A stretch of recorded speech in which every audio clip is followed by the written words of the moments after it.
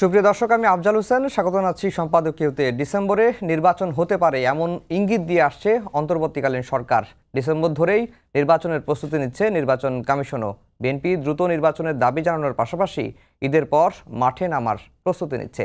এমন প্রেক্ষাপটে রয়টার্সকে দেয়া এক সাক্ষাৎকারে জাতীয় নাগরিক পার্টির আহ্বায়ক মোহাম্মদ নাহিদ ইসলাম বলেছেন, অন্তর্বর্তী সরকার এখনও পুরোপুরি জননিরাপত্তা নিশ্চিত করতে পারেনি। সে কারণে এবছর জাতীয় নির্বাচন আয়োজন করা কঠিন হবে।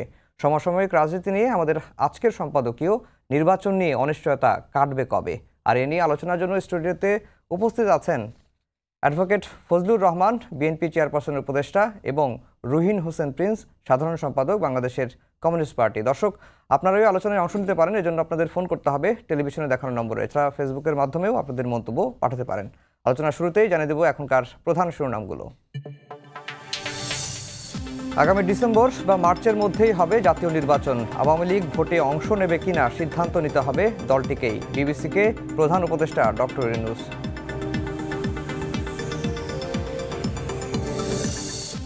গণতন্ত্রের প্রত্যাবর্তনে দরকার অবাধ ও সুষ্ঠু নির্বাচন, বললেন মির্জা ফখরুল। বর্তমান পরিস্থিতিতে জাতীয় নির্বাচন আয়োজনের পক্ষে নয় এনসিপি।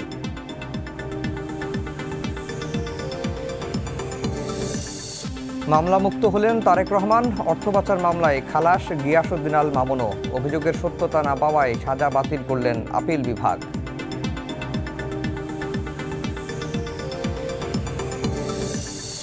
ইউপি চেয়ারম্যানের 15,000 কোটি টাকা পাচার। দুদকের অনুসন্ধানে নারায়ণগঞ্জের লাকমিয়ার বিরুদ্ধে চাঞ্চল্যকর তথ্য। সাবেক মন্ত্রী টিপু মুন্সির নামেও মামলা।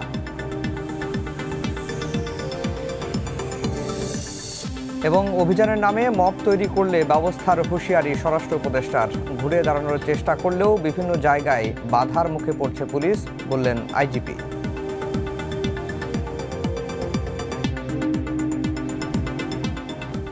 দর্শক, শিরোনাম শুনছিলেন। আমরা আজকের আলোচনার বিষয় দিয়েছি নির্বাচন নিয়ে অনিশ্চয়তা কাটবে কবে। বীর মুক্তিযোদ্ধা অ্যাডভোকেট ফজলুর রহমান, আপনাকে দিয়ে আলোচনা শুরু করব।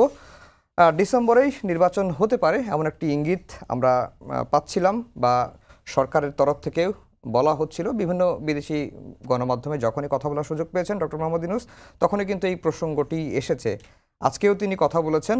আজকে সাবেক উপদেষ্টা এবং জাতীয় নাগরিক পার্টির আহ্বায়ক নাহিদ ইসলাম, উনি বলেছেন যে পুরোপুরি জননিরাপত্তা নিশ্চিত না হওয়ায় এবছরের নির্বাচন করা কঠিন হয়ে পড়বে। আপনার মন্তব্য একটু জানতে চাই এই বিষয়ে।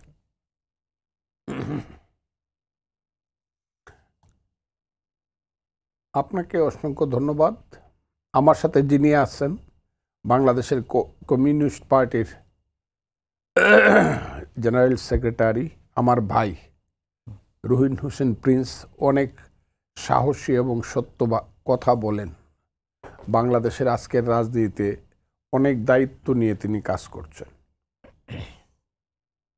তাকে আমার শুভেচ্ছা রইল। যারা আমাদের কথা শুনছেন তাদেরকে আমি সালাম দিলাম, আসসালামু আলাইকুম। এই কথাগুলো বলতে বলতে ক্লান্ত হয়ে যাচ্ছে। আমরা 5ই আগস্ট শেখ হাসিনা সরকারের পতনের পরে আমরা ভেবেছিলাম যে আপাতত এখানেই আমাদের শেষ হলো, আর বোধহয় রাস্তায় নামতেও হবে না, কারো বিপক্ষে কিছু বলতে হবে না, রাজপথে স্লোগান দিতে হবে না যে অমুক ভাই বেড়াকে যাও, গণতন্ত্র ফিরিয়ে দাও, বা ওই অমুক তুই গদি স্যার, গদি নয় তোর বাপ দাদার, এই কথাগুলো বোধহয় আর আসবে না। এবং আমরা সবাই চয়েস করে, যদি ইউনূস সাহেব নিজেকে অনেক বেশি সংকুচিত করে ফেলছেন, আমরা সবাই কিন্তু ইউনূস সাহেবকে সাপোর্ট করছি। বাংলাদেশের মানুষ যে ইউনূস সাহেবের মতো একজন বড় মাপের মানুষ আমাদের নেতৃত্ব দিলে ইন্টারিম গভর্নমেন্টের অন্তর্বর্তী আমরা অনেক বড় হব দেশে এবং বিদেশে, এবং আমাদের অনেক সুখ হবে, শান্তি হবে, আমাদের বাজার ব্যবস্থা ভালো হবে, জিনিসপত্রের দাম কমবে, সারা পৃথিবী টাকা পয়সা নিয়ে এসে ইউনূস সাহেবের দুয়ারে দাঁড়ায় থাকবে, যেটা আমরা শুনি যে উনি এল পৃথিবীর শ্রেষ্ঠ মানুষদের একজন। এই চিন্তা করে আমরা কেউ কিন্তু তাকে অপোজ করা দূরের কথা, খুব খুশি মনে হাততালি দিয়ে আমরা ছিলাম। তাকে 8 তারিখ রাত্র 9:30 10টার সময় তাকে আমরা প্রধান উপদেষ্টার দায়িত্ব দিলাম। কিন্তু ওই মানুষ ভাবে একরকম, আর অন্তরালে বিধাতা হাসে। এখন এই অন্তরালের ঘটনাগুলো যা চলছে, এখন আর ইউনূস সাহেবকে আমার এত বড় মাপের মানুষ মনে হয় না। আমি বহুবার বলেছি ইউনূস সাহেব এত বড় মাপের মানুষ যে 10 জন প্রধানমন্ত্রীকে যোগ করলে যত উঁচু হবে তার চেয়েও তিনি উঁচু। কাজে একজন প্রধানমন্ত্রী বা প্রধান উপদেষ্টা থাকার জন্য বা এইটা দীর্ঘস্থায়ী করার জন্য উনি এই দেশে কোনো ধরনের মানে কূটকৌশল করবেন না। তো এখন আমি দেখছি, আমি একসময় বলতাম শেখ হাসিনা সারা দিনে 2টা সত্য কথা বলে। একটা হলে রাত্র ঘুমাইবার সময় বলে দরজাটা লাগাও, আর সকালবেলা ওইটা বলে দরজাটা খুলো। এর চেয়ে কোনো সত্য কথা বলে না। ইউনূস সাহেব কোন দিকে যাচ্ছে আমি এটা বুঝতে পারতেছি না। কারণ উনি সকালে একরকম বলে, বিকালে একরকম বলে, রাত্রে দুপুরে একরকম বলে। উনি যখন সিনিয়র সাংবাদিক জনাব নুরুল কবিরের সঙ্গে সাক্ষাৎকার দেন তখন আমার মনে হয়েছে লোকটা অত্যন্ত সরল এবং সহজভাবে সব কিছু স্বীকার করে গেল এবং বলে গেল।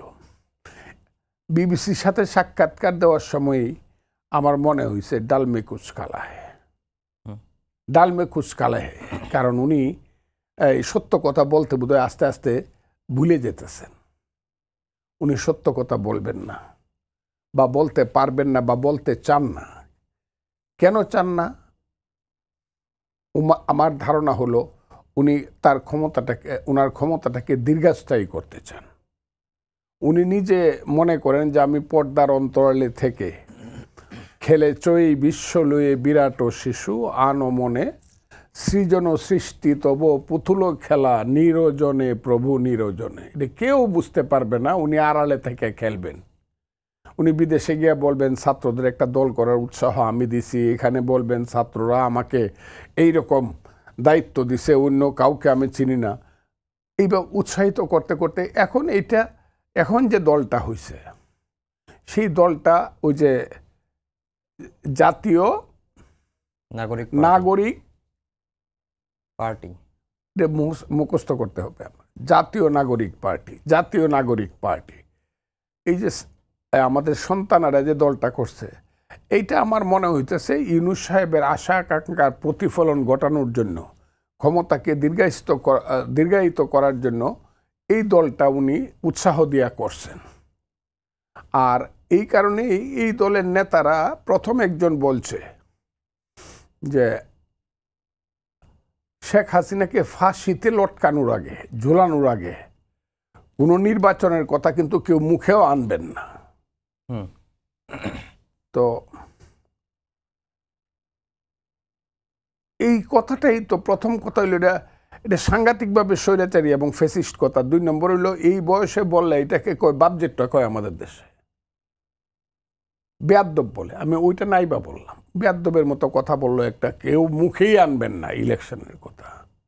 ও বুঝে কবে হাসিনা, তারা তো একটা দল করেছে, তিনি একটা দলের নেতা, সেই দলের নেতা যদি এ ধরনের একটা দাবির কথা বলে সেটাকেই বা একেবারে সিরিয়াস ভাবে নেওয়ার কি আছে? না, এই কথাটাই ভিন্নভাবে বলা যাইত যে আমরা দাবি করতেছি যে শেখ হাসিনা সরকারের বিচার হবে, সেই বিচারের দাবি আমরা করতেছি, তারপরে আমরা চিন্তা করব নির্বাচনের ব্যাপারটা আমরা চিন্তা করব। কিন্তু কেউই মুখে আনতে পারবে না, অন্যকে আদেশ করা যে কেউ বলবেন না। কিন্তু এর আগেও কিন্তু একটা ছেলে বলছে ইলেকশনের কথা কিন্তু কেউ বলবেন না, বললে কিন্তু গণশত্রু এবং ভারতের দালাল হিসাবে, ওই কথাটা বলছিল নাসিরউদ্দিন পাটোয়ারি।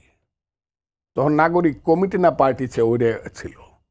আমি যে কারণে কথাটা বলতেছি, আজকে এই দলের যে আহ্বায়ক যিনি নাহিদ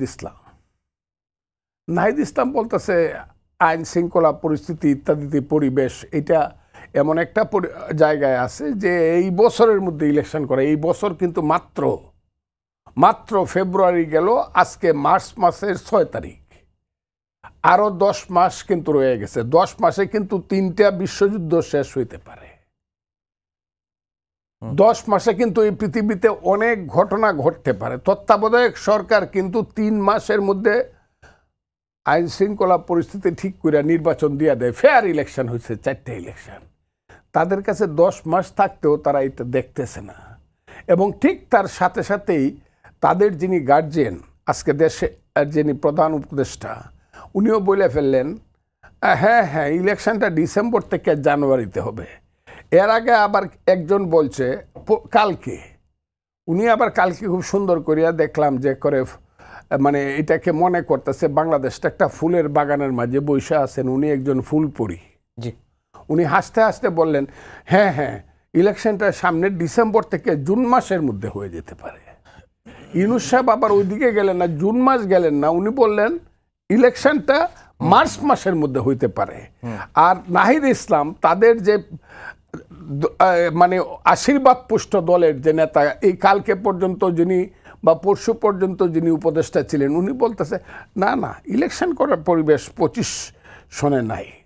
এই তিনটা কথার মধ্যে একটাই মানে জিনিস প্রতিষ্ঠিত হয় যে তারা ইলেকশনটা ডিসেম্বরে তো দূরের কথা, ইলেকশনটাকে একটা অনিশ্চয়তার মধ্যে ফেলে দিতে চায় এবং এমন একটা সময় নিয়ে যেতে চায় যে সময়ে গেলে তারা এখানে ম্যাচিউরড হবে, এটা কি কয় সাবালক হবে, এখন না ভালো এই সময়টা চাচ্ছে।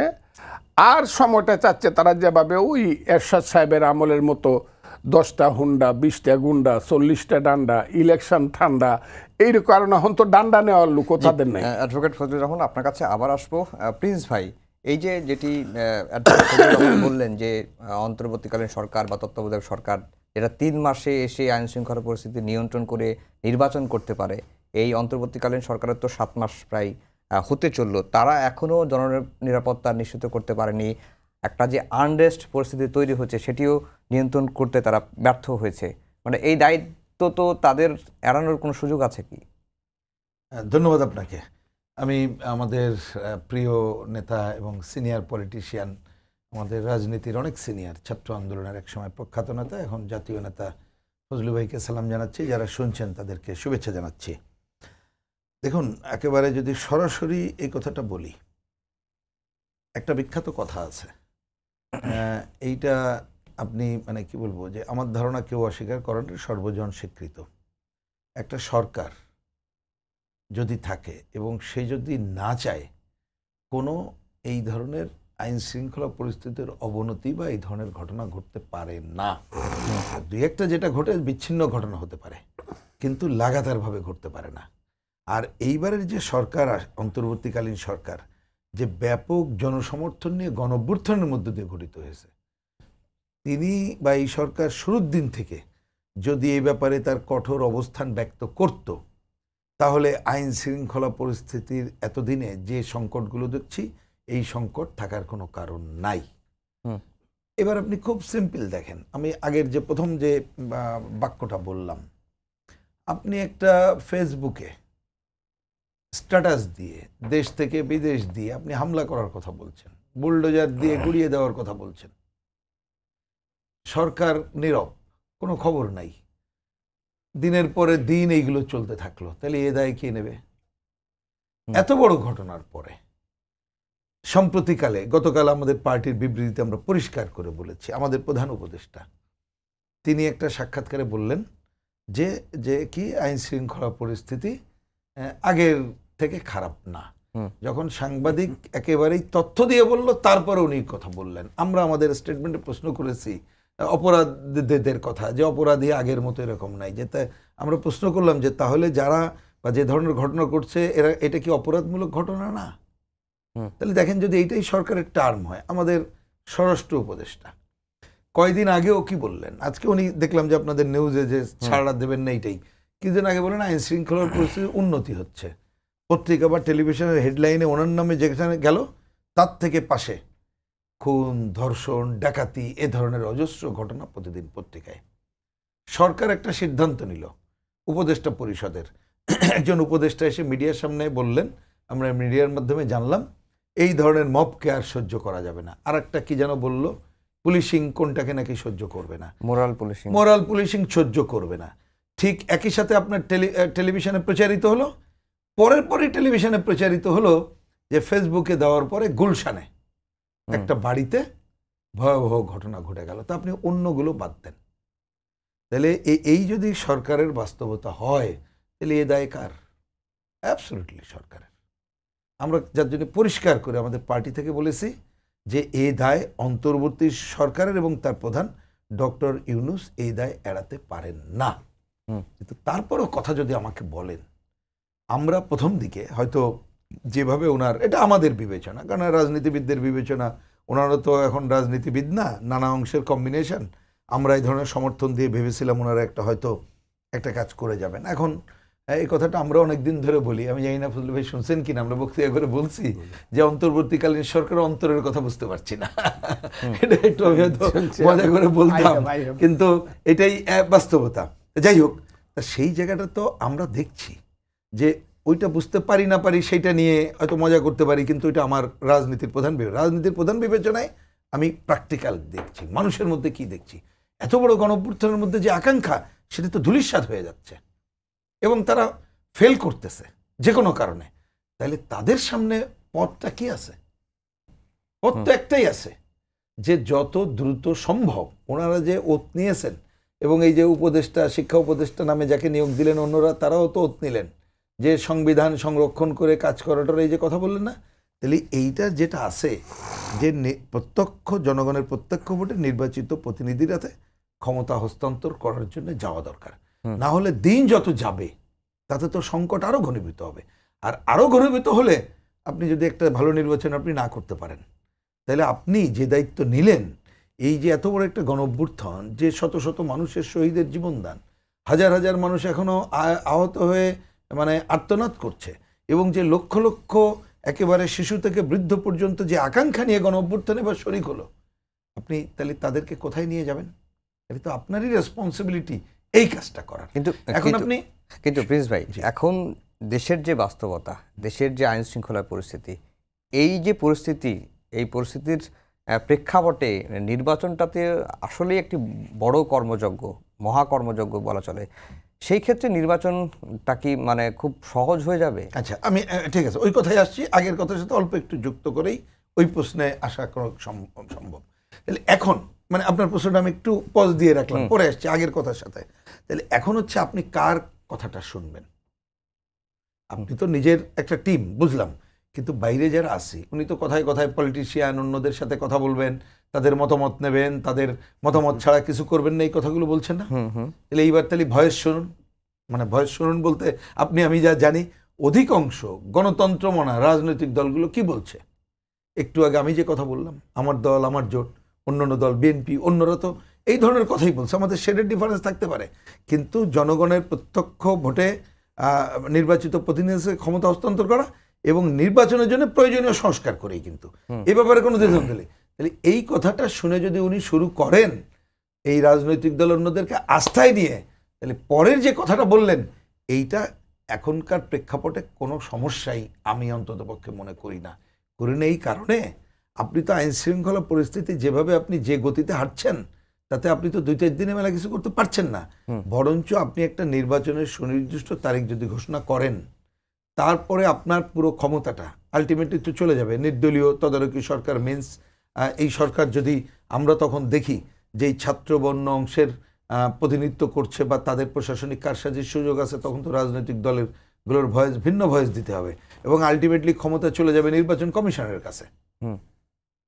আমার ধারণা এই যে যাদেরকে এখন আইন শৃঙ্খলা বাহিনী বা অন্য জায়গায় বলেছি, এখনকার বাস্তবতায় যতটুকু সংকট আছে, আপনি ওই ধরনের রোডম্যাপ ঘোষণা করলেই দেখবেন যে অনেক কিছু আমরা উইনওভার করে ফেলতে পারছি। আর ওই যে রাজনৈতিক দলগুলো, আমি অধিকাংশই মিন করছি গণতন্ত্র মনা মুক্তিযুদ্ধকে যারা মিন করি, আমাদের ঐক্যমত্য থাকলে তখন এইটা কোনো মোটেই অসম্ভব কাজ না। কারণ এখন থেকে ফজলু ভাই যে কথা বললেন, সময় তো যথেষ্ট। আমি তো ব্যক্তিগতভাবে বরঞ্চ বলি ডিসেম্বর না, আরও আগেই নির্বাচন জায়গায় চলে আসা উচিত এই সংকট দূর করার জন্যে। কারণ আপনি যত নিজে দেরি করবেন, মনে রাখতে হবে অনেক অপশক্তি আছে, তারা আপনাকে সংকটে ফেলতে চাইবে।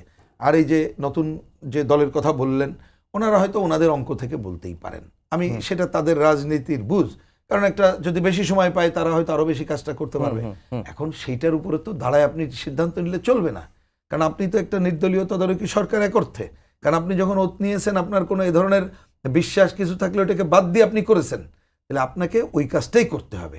তা যে যুক্তি এখানে শুনলাম, এই যে নতুন দলের যিনি প্রধান তিনি বললেন যে আইন শৃঙ্খলা পরিস্থিতির এই জায়গার জন্য এটা করা যাবে না, তাহলে আইন শৃঙ্খলা পরিস্থিতির উন্নতি যদি আপনি একেবারে মডেল উন্নতি করতে যদি 5 বছর লেগে যায়, সংস্কারের কথা যদি 10 বছর লেগে যায়, কথার কথা বললাম, জি বা বিচারের কথা বলে অনেকে, তাতে যদি 20 বছর লেগে যায়, তাহলে তো হাসিনার এক ধরনের ছায়া দেখছি, যে উন্নয়ন আর গণতন্ত্র, যে উন্নয়ন চাইতে গেলে গণতন্ত্র অত চাওয়া যাবে না, ওইটা একটু, আর সরকারের স্থিতিশীলতা লাগবে, তার জন্য 35 সাল 45 সাল পর্যন্ত লাগবে। জি। তা আপনি তো সেই ছায়া তো আমরা দেখতে চাই না, সেটা তো গণ অভ্যুত্থানের আকাঙ্ক্ষা না।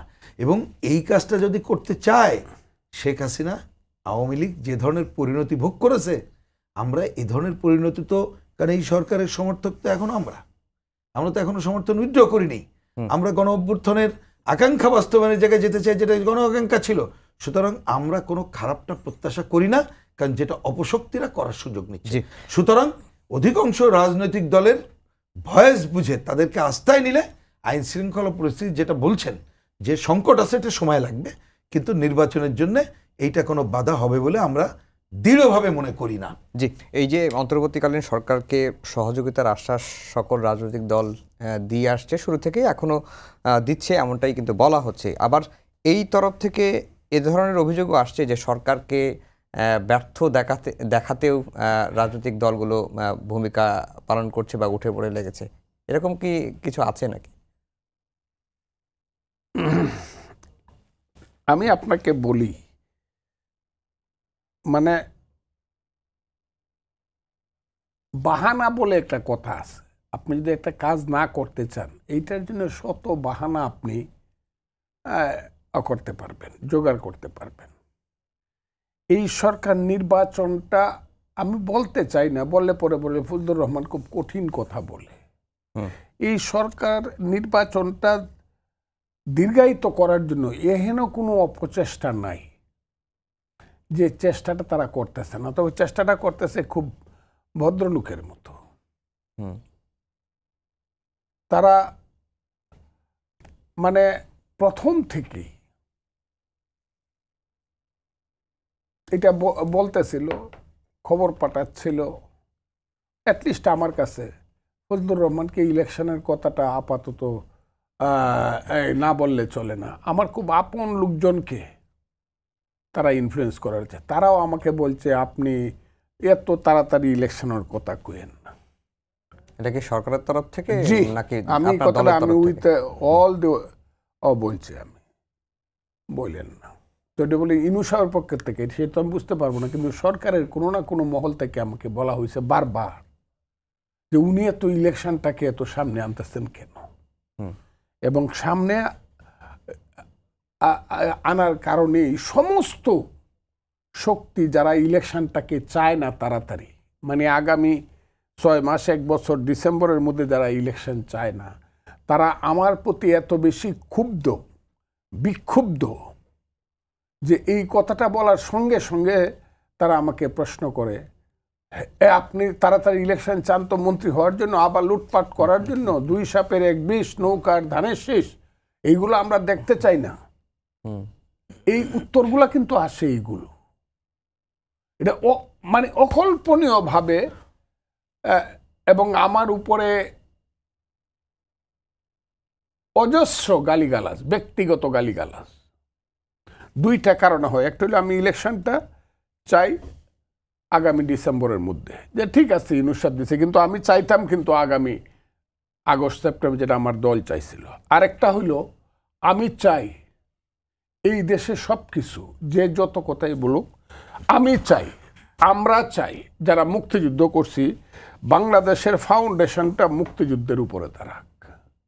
এর বাইরে যারা যাবে এবং যেতে চাইবে তারা তাদের মতো করে যাইতে পারে, কিন্তু আমরা মুক্তিযুদ্ধের পক্ষে শেষ অবস্থান নিয়ে দাঁড়াবো, এবং সেইখানে আমরা জনগণকে জিজ্ঞাসা করব, তারাও করবে তাদের অবস্থান নিয়ে, আমরা আমাদের অবস্থান নিয়ে। আমরা মুক্তিযুদ্ধের পক্ষে, তারা 71কে মানে না, সেই পক্ষে অবস্থান নিয়ে জনগণের কাছে আমরা হাত জোর করে জানতে চাবো, জনগণ আপনারা রায় দেন, আপনারা কোন পক্ষে। এই কথাটা বলার অপরাধে এহেন কোনো গালাগালি নাই, এহেন কোনো অপমানজনক কথা নাই যা আমি শুনি নাই। কালকে একটা টকশোতে, পরশুদের টকশোতে খালি আমি বলছি যে ইলেকশনটা ডিসেম্বরের মধ্যে হওয়া উচিত, সঙ্গে সঙ্গে হেই ডিসেম্বর আপনারাই আন্দোলন করে ইলেকশন আনছেন নাকি, আমরা আনছি ইত্যাদি কত ধরনের কথা, এটা অকল্পনীয় বলে দিল। এত ক্ষুব্ধ কেন ইলেকশনের উপরে? একটাই ইলেকশনের জন্যই তো বাংলাদেশটা সৃষ্টি হয়েছে। একটাই ইলেকশনের রেজাল্টটা দেয় না বলেই তো ইহিয়া খানের বিরুদ্ধে যুদ্ধ করে দেশে 30 লক্ষ লোক মারা গেছে। একটা ইলেকশনের জন্যই তো আমি বাপকে কাঁদিয়ে মাকে কাঁদিয়ে মেঘালয়ের পাহাড়ে গেছি, দেরাদুনের ট্রেনিং দিছি, দিনের পর দিন মাসের পর মাস, আষাঢ় শ্রাবণের বৃষ্টি বড় রাতে যুদ্ধ করছি। স্বপ্নে দেখছি দেশ যদি স্বাধীন হয় দেশে গণতন্ত্র আসবে, দেশ যদি স্বাধীন হয় তাহলে এদেশে মানুষের পেটের ভাত পরনের কাপড় আসবে, মানব অধিকার আসবে। দেশ যদি স্বাধীন হয় দেশে গরিব মানুষের সন্তানের হাতে শিশু শিক্ষা বই আসবে। দেশ যদি স্বাধীন হয় দেশে মানবতা আসবে, ধর্মনিরপেক্ষ সাম্প্রদায়িক দেশ হবে। শোনো হে মানুষ ভাই, সবার উপরে একটা সুন্দর বাঙালি জাতির একটা দেশ হবে, যে জাতির বাঙালি জাতির কোনো দেশ ছিল না। আমি এটা বিশ্বাস করি। এই কারণে আমাকে কত বকা শুনতে হইতেছে এই দেশে। আমি কি বাংলাদেশের মানুষকে জিজ্ঞাসা করার অধিকার রাখি না? হে বাংলাদেশের মানুষ, তোমরা কি 53 বছর আগের সেই যে মুক্তিযুদ্ধ তোমাদের পূর্বপুরুষরা করছিল, যে মুক্তিযুদ্ধের জন্য তোমার 2 লক্ষ নারীর ইজ্জত গেছিল, হাজার হাজার বাড়িঘর পরে সোনার বাংলা সরকার হয়ে গেছিল, বাপ সন্তান হারাইছিল, সন্তান এতিম হয়েছিল, মা বিধবা হয়েছিল, তোমরা কি সেই মুক্তিযুদ্ধটাকে একদম বাদ দিয়ে দিতে চাও? যদি বাদ না দাও তাইলে আজকে দাঁড়াও যারা মুক্তিযুদ্ধের বিপক্ষে বলে, আমরা দাঁড়াই দেখি। তাদেরকে তো আমরা না করি না।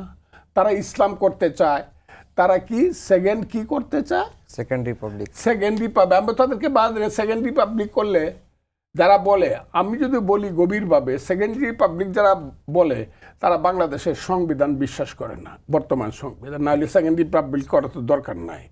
তো সেকেন্ড রিপাবলিক যারা করতে চায় তারা বাংলাদেশের বর্তমান সংবিধানকে একদম ওই যে বলছে কবরে দিয়ে দিব। বাংলা ভাষারও তো একটা সীমা আছে। বাংলাদেশের একটা সংবিধান, পৃথিবীতে কিন্তু সব দেশে সংবিধান দিবস পালন করে, ইনক্লুডিং ইন্ডিয়া। সংবিধান একটা পবিত্র জিনিস, কবরে দিয়ে দিতে হবে, এইভাবেই কথা বলতে হবে। না, এই কথাগুলো তো আপনাদের দলের তরফ থেকেও এসেছিল এক সময়, যে এটি শেখ হাসিনার সরকার, এটি শেখ হাসিনার সংবিধান, আওয়ামী লীগের সংবিধান, ছুড়ে ফেলা হবে। আমাদের দল থেকে মানে না, বিএনপির অনেক নেতাও কিন্তু এই ধরনের মন্তব্য এসেছিলেন, আমরা দেখেছি। আমি এটা জানি না, আমার জানার বাইরে যে 72-এর সংবিধানের পরিবর্তন আমার দল চাইছে, 31 দফার মধ্যেও চাইছে, কিন্তু সংবিধানটাকে কবরে দিয়ে দেব আগেরটা আমি বলতে পারবো না, কারণ আমি সেই সংবিধান যারা সেকেন্ড রিপাবলিক যারা করতে চায়, আমি যদি তাদেরকে জিজ্ঞাসা করি তাহলে এই সরকারটা আপনারা যারা ছিলেন, আপনি তো ছিলেন জনাব নাহিদ ইসলাম, আপনি তো এই সংবিধানের উদ্দিনে শপথ নিয়েছিলেন, তাইলে আপনি এই 7 মাস কি আপনি ভুল করে আসছেন? আমি জিজ্ঞেস করি যারা এই সেকেন্ড রিপাবলিক করতে চায় তাদেরকে ইউনূস সরকার সাহেব জিজ্ঞেস করে না কেন? তারা তো এখনো বাংলাদেশের সংবিধানের অধীনেই শপথ নিচ্ছে। এই যে আজকে না কালকে যে শিক্ষামন্ত্রী শপথ নিছে, সেও তো এই সংবিধানের অধীনেই শপথ নিছে, এই রাষ্ট্রপতির হাতে। তাইলে কন্ট্রাডিকশনটা কোন? এই কন্ট্রাডিকশনগুলো আমরা বলতে পারবো না। আর আপনারা যদি সেকেন্ড রিপাবলিক করতে চান, ভোটে আসেন, সেই ভোটে আসতে আপনাদের এরকম হৃদকম্পন হয় কেন? ভোটের কথা বললে পরে কি ইউনূস সাহেব থেকে এই সমস্ত দলগুলো, জামাত থেকে ধরে এই আজকের এই যে নাগরিক পার্টি থেকে ধরে সমস্ত আমাদের সন্তানেরা কি হয়েছে? সন্তানেরা এখন সব রাজনীতিতে আইছে, বিশ্ববিদ্যালয়ের রাজনৈতিক দল, কলেজে রাজনৈতিক দল, স্কুলে রাজনৈতিক দল, 3টা জেনারেশনতে এইভাবেই নষ্ট হয়েছে। বাংলাদেশের ছাত্ররা রাজনৈতিক দল করছে এইভাবে। আমি তো 64 সন থেকে দেখি রাজনীতি, আমার ভাইও দেখে। আমি তো অনেক আগেতে, আমরা তো সেই শাহ মুয়াজ্জেম, শেখ ফজলুল হক মনি, রাশেদ খান মেনন, বদরুদ্দোজা, আমি নাম কমু, সাইফুদ্দিন মানিক থেকে ধরে, আইয়ুব রেজা চৌধুরী থেকে ধরে, সিরাজুল আলম খান, উবায়দুর রহমান, ফেরদৌস কুরাইশি, আব্দুর রাজ্জাকরা, এবং মুক্তিযুদ্ধের সময়ের সেই নেতৃত্ব যারা এখনো তো তাদের দলেরও বাইচে আছে। উনি সাংগঠনিক সম্পাদক ছিলেন, জেনারেল সেক্রেটারি, তার নাম হলো মুজাহিদুল ইসলাম সেলিম, উনি এখনো বাইচে আছে। নাহিদ সাহেব এখনো বাইচে আছে, প্রেসিডেন্ট ছিল। যিনি শিক্ষামন্ত্রী ছিলেন, তখন আমাদের প্রেসিডেন্ট ছিল নূরে আলম সিদ্দিকী, জেনারেল সেক্রেটারি ছিল শাহজাহান সিরাজ। আমরাও বড় বড় নেতাই ছিলাম, বিশ্ববিদ্যালয়ের নেতা, কমান্ডার ছিলাম, 1200 মুক্তিযোদ্ধার অস্ত্রটা ঢিল মারিয়া ফালায় তুই আইসা আবার ইউনিভার্সিটিতে ভর্তি হয়েছি। কই আমরা তো সরকারের অংশ চাই নাই। তারা কেন, আমাদের দেশের সন্তানেরা কেন এমন হয়ে গেল? শুধু অংশ চায় তা না, তাদের বিত্ত, বৈভব, লোভ সবকিছু আজকেই চরিতার্থ করতে চায় বিনা নির্বাচনে। তারা যদি সেই যোগ্যতা থাকে, বাবারা তোমরা নির্বাচন করে আসো, আইসা তোমরা তোমাদের যত ইচ্ছা সেকেন্ড রিপাবলিক থেকে ধরে তোমাদের যত স্বার্থ সব চরিতার্থ করো, মানুষ দেখুক তোমরা কত। কিন্তু আমাদের সন্তানেরা যদি কথা বললে পড়ি, আমাদের মতো মানুষ যারা আজ দিন পরে কালকে চলে, যাদের 90% মানুষ আমার বয়সের কবরে চলে গেছে, যদি বেয়াদবি করে কথা বলে, যদি ওই কুশপুত্তলিকা পড়ায়, ওই মারিয়ে ফেলমু কাইটে ফেলমু বলেন, তাইলে এই দেশটা আমরা যে সৃষ্টি করছিলাম, আমি ফজলুর রহমান বলি, এই দেশে তো আপনাদের থাকার যোগ্যতা নাই, আমাকে যদি আপনারা মাইরে ফেলতে চান, কারণ দেশটা সৃষ্টির মধ্যে তো আমি আছি। এই দেশে তো আপনার বাপও তখন জন্মগ্রহণ করে নাই, আপনি তো পরের কথা। তা আমাকেই মাইরে ফেলতে চান, তা আমার দেশে থাকেন কেন? আমার দেশ মানে আমি এটা বলতেছি না ফজলুর রহমানের দেশ, আমি মুক্তিযোদ্ধা হিসাবে বলতেছি যে মুক্তিযুদ্ধ একজনকে এইভাবে মারিয়ে ফেলতে চান, বকাবকি করেন, আপনাদের মনে বিবেকে লাগে না যে ফজলুর রহমান কি কথাটা করতেছে একটু বুঝে শুনে দেখি? আমি যদি বলি আমি মুক্তিযুদ্ধ তো বলতেই পারি, আপনি সারা রাত ওয়াজ করবেন, আমার কথাটা একটু বলতে দেন, সারা রাত ওয়াজ করবেন, আপনি করেন। আমি আলিউল আমাদেরকে সেলিউট দিলাম, আপনি করেন, তাইলে আমি লালনের গান শুনতে পারবো না কেন? আপনি গিয়ে বাধা দেবেন?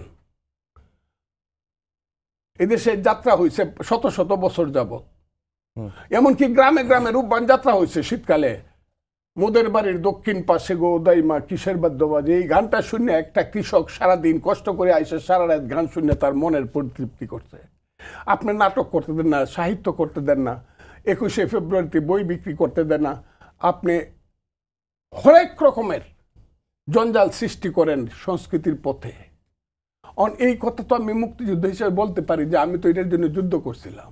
হিন্দু, মুসলমান, বুদ্ধ, খ্রিস্টান আমরা সব একে, আপনি ধর্ম করবেন। আমি এই কথাটা বললে পরে আমাদের মতো লোকজনের উপরে যে গালাগালিটা আজকে হচ্ছে, এইটা তো আমি 60 বছর যাবৎ পলিটিক্স করি, রাজনীতিবিদদের পরস্পরের উপরে এই ধরনের ব্যক্তিগত গালাগালি তো কোথাও কোনোদিন হয় নাই, যেটা হচ্ছে। জি, অ্যাডভোকেট ফজলুর রহমান আপনার কাছে আবার আসবো। প্রিন্স ভাই, নির্বাচন নিয়ে আমাদের আজকের যে আলোচনার বিষয় আছে বা আমরা আলোচনা করছি, নির্বাচন নিয়ে অনিশ্চয়তা কাটবে কবে? এখন যেটি অ্যাডভোকেট ফজলুর রহমান বলছেন যে ক্ষমতা দীর্ঘায়িত করতেই নানা ধরনের স্মার্টলি অনেক কিছু করা হচ্ছে, এবং এই যে দল হয়েছে এনসিপি, তাদেরকে উৎসাহ দেয়া হচ্ছে বা দেয়া হয়েছে, এ ধরনের মন্তব্যগুলো আসছে। নির্বাচন নিয়ে অনিশ্চয়তা আসলে কাটবে কবে, এবং আসলে কি কাটানোর কোনো চেষ্টা করা হচ্ছে কিনা বা ধোঁয়াশার মধ্যে রাখা হচ্ছে কিনা? কারণ দেশের মানুষ সবাই আসলে একটাই প্রশ্নই করে যে নির্বাচনটা আসলে কবে, আদৌ কি নির্বাচন হবে? না, আসলে তো প্রথম কথা আপনি ওই আবার একটু আগে আসতে হয় কথায়, যে আপনি শেষে যেটা বললেন দেশের মানুষ চাচ্ছে বা এইটাই, তার মানে মানুষ তো অনিশ্চয়তা কাটাতে চায়, এটাই তো। এই ব্যাপারে কি আমাদের কোনো ডিসএগ্রি আছে? নাই তো, আমরা তো অ্যাগ্রিড। তাহলে অ্যাগ্রিড হলে এটা নির্ভর করছে এখন ক্ষমতায় থাকা যারা তাদের এবং তাদের প্রধান তার উপরে। প্রধানের এই কথা বলছে এই কারণে, হয়তো তাদের মধ্যে নানা টানাপোড়েন থাকতে পারে, কিন্তু দেখেন নানা সমালোচনা পরেও সমর্থন তো প্রত্যাহার করা হয় নাই। এখনো পর্যন্ত ফজলু ভাই এত কথা বললেন, উনি প্রতিদিন বলছেন, কিন্তু তারপরেও তো যে ডক্টর মোহাম্মদ ইউনূস তিনি দায়িত্ব পালন করুক সেটাই তো চাইতেছে। এই জায়গায় তো আমাদের কারণ না চাওয়া নাই। তাহলে এইটা পুরো নির্ভর করতেছে তিনি নির্মোহভাবে নির্দলীয় অবস্থান থেকে তিনি একটা, যেটা উনি প্রথমে ক্ষমতা এসে বলেছিলেন কি, যে আমি এবং আমরা, এটা তো আমাদের কাজ না, আমরা একটা ভালো নির্বাচনতে যার যার কাজে ফিরে যাব। উনি যদি এই কথার ধারাবাহিকতায় থাকেন, তাহলে আমি দেখি যেহেতু রাজনৈতিক দল অধিকাংশই এটা সমর্থন করছে, আমরা সাধারণ মানুষের অধিকাংশ এটা মনে করে, এই সংকট উত্তরণের এটাই প্রধান পথ বলে মনে করি। এটা গেল 1 নম্বর কথা। 2 নম্বর কথা আমি আবার রেফার করছি, ওনাকেই রেফার করছি, কিন্তু দেখছি সংকটটা কিন্তু ওই জায়গা থেকে আবার তীব্রতর হচ্ছে। আমি এখানে বললো এটা রেপুটেশন হলেও বলি, ধরেন দ্বিতীয়বার ওনাদের আমন্ত্রণে যখন দেখা করতে গেলেন ছিল 5ই অক্টোবর, ওনারা আগস্টে দায়িত্ব নিলেন। প্রথমবার 12ই আগস্ট আমরা গেলাম, পরে গেলাম 5ই অক্টোবর, আমরা বাম জোটের পক্ষ থেকে লিখিত ওনাকে বলেছিলাম যে সুষ্ঠু গ্রহণযোগ্য নির্বাচনের জন্য যা যা সংস্কার যতটুকু করা দরকার এটা করে আপনি নির্বাচনের জায়গায় যান।